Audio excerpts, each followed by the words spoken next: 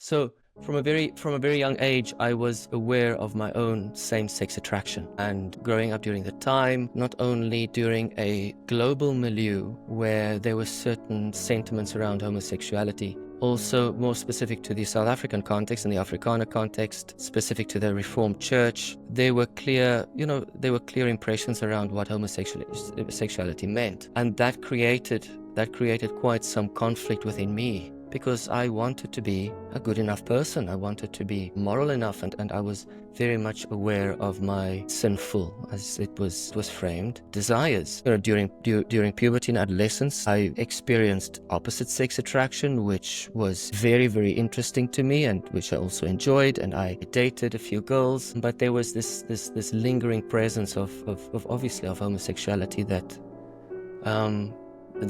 never got repressed, that never got extinguished, as it sometimes happens. And I know this might be a very controversial thing to say. But read any respected psychoanalytic material around homosexuality, and you will find that in most cases there's a transience of homosexuality among not only boys but also girls. I'm just thinking of Harry Stack Sullivan, who's written on that, who's included that only in his interpersonal psychoanalysis model. He himself was homosexual, by the way.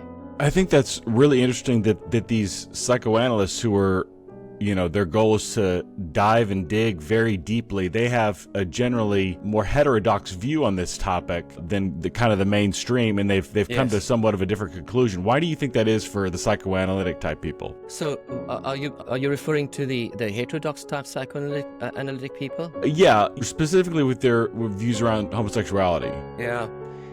Well, Otto Kernberg, and I think after Freud, I think one of the greatest psychoanalysts would be Otto Kernberg. He said in one of his books that because of the politicization of sexuality, we're having this struggle where, and it could come from both sides.